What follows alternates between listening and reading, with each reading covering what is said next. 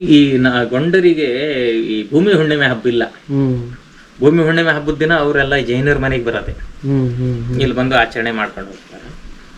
ಅವನು ಅವತ್ತು ಬಂದಿದ್ದ ದಿನ ಆ ವಿಚಾರ ಚರ್ಚೆ ಆಗಿ ಅಜ್ಜಿ ಹತ್ರ ಹೇಳಿದ್ನಂತೆ, ಇವನ್ ಸಣ್ಣ ಹುಡುಗನಂತ. ಆಮೇಲೆ ಇನ್ನು ನಮ್ ದೊಡ್ಡಪ್ಪ ಇದ್ನಲ್ಲ ಸಣ್ಣ ಹುಡುಗ, ಅವಾಗ ಇದಿದ್ದ ಅಂದ್ರೆ ಕಸುವಾಗಿದ್ದ. ಅವನಿಗೆ ಏನಾಗುತ್ತೆ 14-15 ವರ್ಷದಲ್ಲಿ ಪಾರ್ಶ್ವವಾಯು ಆಗತ್ತೆ. ಅವಾಗ ಒಂದು ಕಾಲು ಹೆಳುವಾಗತ್ತೆ. ಹಾಗಾಗಿ ಅವರನ್ನು ಮುನ್ನೆಲೆಗೆ ತರಲ್ಲ. ಅವ್ನು ಕೆಲಸ ಮಾಡ್ತಿದ್ದ, ಆದ್ರೆ ಸ್ಟ್ಯಾಮಿನಾ ಕಡಿಮೆ.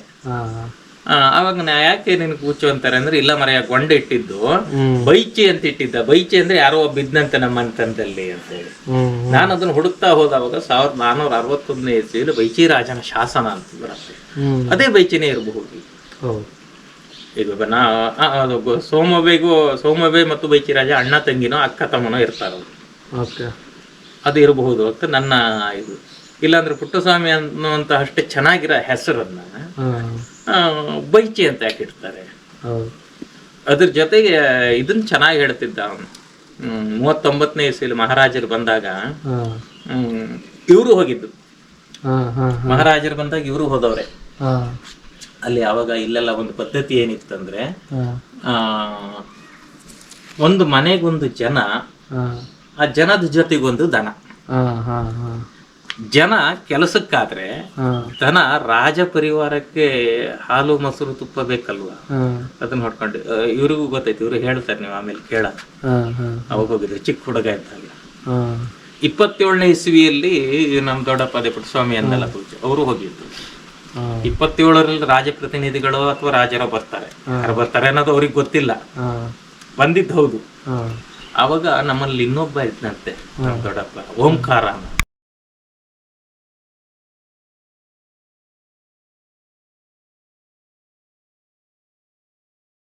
ದೊಡ್ಡಪ್ಪ ನಾ ಮೊಲದ್ದಾಗ ಹೇಳ್ತಿದ್ದ ನಾನು ಕೇಳಿ ಹೇಳಿದ್ದಲ್ಲ ಅದು. ಅವನಿಗೆ ಆ ಕತೆ ಹೇಳೋದ್ರೆ ಇದ್ರ ಹೇಳ್ತಿದ್ದ ಅವನು. ಇಲ್ಲ ಗೇರ್ಸಪ್ಪ ರಾಡಿ ಅಂತಿದ್ದ, ಇಲ್ಲ ಹಿರಿಯಣ್ಣಿ ಕತೆ ಹೇಳ್ತಿದ್ದ. ಹಿರಿಯಣ್ಣಿ ಅಂತಿದ್ದಿಲ್ಲ ಅವನು, ಹಾಳೂರು ಸುಟ್ಟೂರು ಅಂತ. ಈಗೆಲ್ಲ ಹಿರಿಯಣ್ಣಿ ಅಂತಾರಲ್ಲ, ಅದು ಹಾಳೂರು ಸುಟ್ಟೂರು, ಕಣಿಬೈ ಚೌಕ ಇದೆಲ್ಲ ಹೇಳೋರು. ನನ್ಗೆ ಅದ್ರ ಬಗ್ಗೆ ಎಲ್ಲ ಕಲ್ಪನೆ ಅವಾಗ ಎಲ್ಲಿ, ನನ್ಗೆ ಆಸಕ್ತಿನೂ ಇಲ್ಲ. ಎಲ್ಲ ಹುಡುಗರು ಇರ್ತೀವಿ. ಈಗ ಅನ್ನಿಸ್ತು ಅದೆಲ್ಲ ಬೇಕಿತ್ತು. ಹಾಗಾಗಿ ಆಮೇಲೆ ಇನ್ನೊಂದು ಹೇಳದ, ನಾವು ಇಲ್ಲಿಯರೇ ಮೂಲ. ಊರ್ ಬಿಟ್ಟು ಹೋಗಿದ್ವಿ ನಾವು. ಎಂತೋ ದಾಳಿ ಆದಾಗ ಅದನ್ನ ನಾನು ಆಮೇಲೆ ಅಂದುಕೊಂಡೆ ಹೀಗಾಗಿದ್ದು ಅಂತ ಹೇಳಿ. ಬಹುಶಃ ಅದು ಸತ್ಯ. ನಾವೆರಡನೇ ಗುಡುಗುಲ ಹೋಗಿ ಉಳಿದಿದ್ದೆ ಆ ಉದ್ದೇಶಕ್ಕೆ, ಊರ್ ಬಿಟ್ಟು ಹೋಗಿ ನಾನು ಹತ್ರ ಮತ್ತೆ ಪುನಃ ಇಲ್ಲಿ ಬಂದು ನೆಲೆ ಆಗ. ಇದನ್ನ ಗಿರ್ಸಪ್ಪ ಅಮ್ಮನವರಲ್ಲೂ ಕೇಳಿದೆ ನಾನು. ಈಗ ಒಂದು 6-7 ವರ್ಷನೇ ಆತೇನೆ.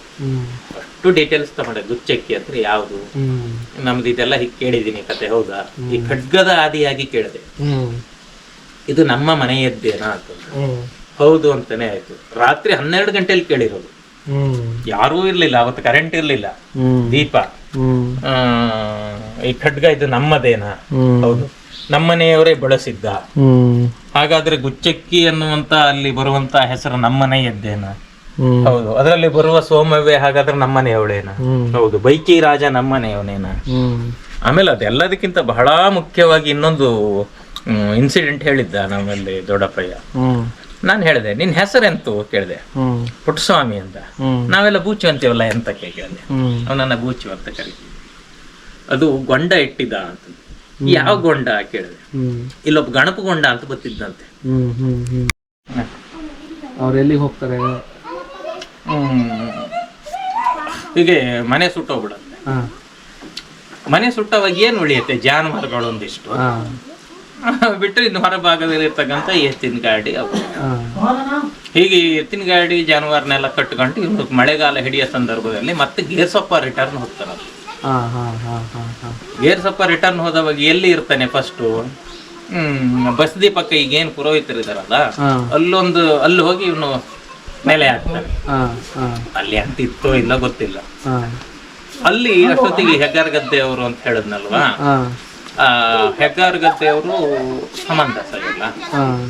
ಅವ್ರು ಇವರನ್ನು ಕರ್ಕೊಂಡು ಹೋಗ್ತಾರೆ. ಇಲ್ಲಿ ಯಾಕಿರ್ತೀವಿ ಬಾ, ಇಲ್ಲೆಲ್ಲ ಇರೋದು ಕಷ್ಟ. ಅವ್ರ ಮನೆ ಹತ್ರನೇ ಇದ್ವಿ, ಹೆಗ್ಗಾರ್ ಗದ್ದೆಯಲ್ಲಿ ಇದ್ವಿ. 6 ತಿಂಗಳು ಅವರು ಅಲ್ಲೇ ನಮ್ಮನ್ನು ಬಿಟ್ಕೊಂಡು ಇಲ್ಲಿ ಬೇಸಾಯ ಮಾಡಿಸಿ ಕೊಡ್ತಾರ. ಅವ್ರು ಬೇಸಾಯ ಮಾಡಿಸ್ಕೊಟ್ಟು ಕೊನೆಗೆ ಅಲ್ಲಿಂದ ಬೇಸಾಯ ಕಟಾವಾಗುವ ಸಂದರ್ಭದಲ್ಲಿ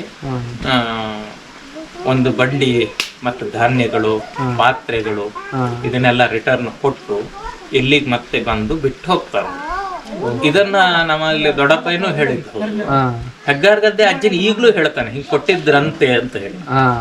ಹಾಗಾಗಿ ಅಲ್ಲಿ ಯಾವತ್ತೂ ಅಲ್ಲಿ ಪರಸ್ಪರ ವೈರುಧ್ಯ ಇಲ್ಲ, ಸೇಮ್ ಇದ್ದಿರೋದ್ರಿಂದ ಮಾಹಿತಿ ಇದೆ, ಸತ್ಯ. ಹಾಗಾಗಿ ಆನಂತರ ಅಲ್ಲಿಂದ ಬಂದವರು ಇಲ್ಲಿ ಹಳೆಮನೆ ದಿಂಬದಲ್ಲಿ ಮನೆ ಎಲ್ಲ ಅಪ್ಪ 2ನೇ ಮನೆ ಹಳೆಮನೆ ದಿಂಬ ಅಂತ ಇಲ್ಲಿದೆ. ಅಲ್ಲಿ ಎಷ್ಟೊಂದು 20 ವರ್ಷನ 25 ವರ್ಷನ ಇದ್ರೆ ಇರಬಹುದು, ಅಷ್ಟೇ ಸಹಿ ಅಲ್ಲ, ಹೆಚ್ಚು ಕಡಿಮೆ ಅಲ್ಲಿ ಅಷ್ಟೇ ಇರ್ತಾರೆ. ಅಲ್ಲಿ ಈ ದರೆ ಹೆಸರು ಬೀಳತ್ತೆ, ಆ ಕಡೆ ಒಂದು ಗುಡ್ಡ ಬರತ್ತೆ, ಅದು ಮನೆ ಬುಡಕ್ ಬಂದ್ಬಿಡ್ತದೆ. ಸೊ ಅಲ್ಲಿಂದ ಎತ್ತಿ ಇಲ್ಲಿಗೆ ಬರ್ತಾರೆ. ಇಲ್ಲೊಂದು 85 ಹೂವಯ್ಯ ಅಂತ ಇನ್ನೊಬ್ಬ ಇರ್ತಾನೆ, ಅವ್ನು ಬಹುಶಃ ಮೂರನೇವನಲ್ಲ ಹೂವಯ್ಯ, 3ನೇವನ, ಅವನನ್ನ ಹುಲಿ ತಿಂದ್ಬಿಡತ್ತೆ. ಬಹಳ ವಿಶೇಷ. ನಾನು ಎಲ್ಲೂ ಕೇಳಲ್ಲ, ಅಂದ್ರೆ ನಮ್ಮ ಏರಿಯಾದಲ್ಲಿ ಬೇರೆ ಎಲ್ಲ ಕತೆ ರೂಪದಲ್ಲಿ ಕೇಳಿದ್ದೆ, ನೈಜ ಘಟನೆಗಳನ್ನು ಕೇಳಿಲ್ಲ. ಅವನನ್ನು ಹುಲಿ ತಿಂದಿದೆ ಅಂದ್ರೆ ಬಹಳ ವಿಶೇಷ. ಅದಾದ್ಮೇಲೆ ಮನೆಯಲ್ಲಿರೋ ಹಿರಿಯರೆಲ್ಲ ತೀರ್ ಹೋಗ್ತಾರಲ್ಲ, ಮನೆಗೆ ಇನ್ಯಾರು ಬರ್ಬೇಕಾಯ್ತು, ಲಾಸ್ಟ್ ಇದ್ದವ್ನು ಬರ್ಬೇಕಾಯ್ತು. ಇವನ್ ಇದ್ದಿದ್ದು ಗೇರು ಸೊಪ್ಪ ಆ ಕಡೆ ನಗರಿ ಕುದುರೆಗೆ ಅಲ್ಲೇ ಇರ್ತಿದ್ದ. ಅವಾಗ ಅನಿವಾರ್ಯವಾಗಿ ಒಂದು ಮನೆಗೆ ಬರ್ತಾನೆ. ಮದುವೆ ಆಗಿತ್ತು ಆಗಿಲ್ಲ ಏನೋ ಗೊತ್ತಿಲ್ಲ ಅದ್ರ ಬಗ್ಗೆ ಅಷ್ಟೊತ್ತಿನ ಆ ವಯಸ್ಸಲ್ಲಿ, ಆ ಸಮಯದಲ್ಲಿ ಮನೆಗೆ ಬಂದು ಧಾನ್ಯಗಳನ್ನೆಲ್ಲ ಒಟ್ಟು ಮಾಡ್ತಾನ. ಆ ತುದಿಯಿಂದ ಆ ತುದಿಯವರೆಗೆ ಇರತ್ತೆ. ಅಂದ್ರೆ ಅಣ್ಣ ತಮ್ಮನ ಮಧ್ಯೆ, ಅಣ್ಣ ಇಲ್ಲಿ ಇರಲ್ಲ ಅವಾಗ, ಎಲ್ಲೋ ಎಲ್ಲಿದ್ನೇನೋ ಗೊತ್ತಿಲ್ಲ. ಬಹುಶಃ ಅವನು ಎಲ್ಲಿದ್ದ ಗೊತ್ತಾ, ಅಲ್ಲಿ ಆಯ್ಗಾರು ಅಂತ ಹೇಳಿ ಬರುತ್ತೆ, ಅಲ್ಲಿ ಅವನ ಚಿಕ್ಕಮ್ಮನ ಮಕ್ಕಳನ್ನ ಸಾಕಿದ್ದ ಅವನು. ಹೌದು, ಬಹುಶಃ ಅಲ್ಲಿದ್ದ ಅವನು. ಹಾಗಾಗಿ ಅವನ ಮನೇಲಿ ಇರಲ್ಲ ಅವನು. ಇವನ್ನೆಲ್ಲ ಮಾಡ್ತಾ ಇದ್ದ, ಅವ್ನು ಮಾಡಿಸ್ತಿದ್ನಂತ ಅವ್ನು ಅಲ್ಲಿ ಇಟ್ಕೊಂಡು ಮಾಡಿಸ್ತೀನೋ ಏನೋ ಮಾಡ್ತಿದ್ದ ಬಿಡ್ರೆ. ಇವನ್ ಮನೆಗೆ ಬರ್ತಾನೆ, ಮನೆಗೆ ಬಂದು ಧಾನ್ಯಗಳನ್ನ ಒಟ್ಟು ಮಾಡ್ತಾನೆ. ಆ ಒಟ್ಟು ಮಾಡಿದ ನಂತರ ಆ ದೋಷ ಅನ್ನುವಂಥದ್ದು ಇವ್ರನ್ನ ಬಿಡಲ್ಲ. ಎಲ್ಲ ಒಟ್ಟು ಮಾಡಿ ಆದ ಬಳಿಕ ಮನೆಗೆ ಬೆಂಕಿ ಬಿದ್ದ. ಈಗಿನ ಹೆಂಚಿನ ಮನೆಗಳಲ್ಲ, ಮನೆಗೆ ಬೆಂಕಿ ಬಿದ್ದಾವಾಗ ಧಾನ್ಯಗಳ ಜೊತೆಗೆ ಇಡೀ ಮನೆನೂ ಸರ್ವಸ್ವನು ಸುಟ್ಟ. ಹಾಗಾಗಿ ಅಲ್ಲಿ 16 ಅಂಕಣದ ಮನೆ ಸುಟ್ಟೋಗಿರುತ್ತೆ.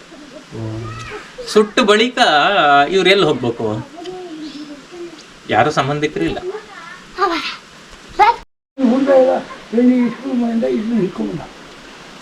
ಅದು ಹೇಳ್ತಿದ್ರಿ ಸರ್, ಎಲ್ಲಿದ್ದ ಅಣ್ಣ ತಮ್ಮಂದ್ರು ಹೊಡೆದಾಡ್ಕೊಂಡು ಸಾಯ್ತಾರೆ.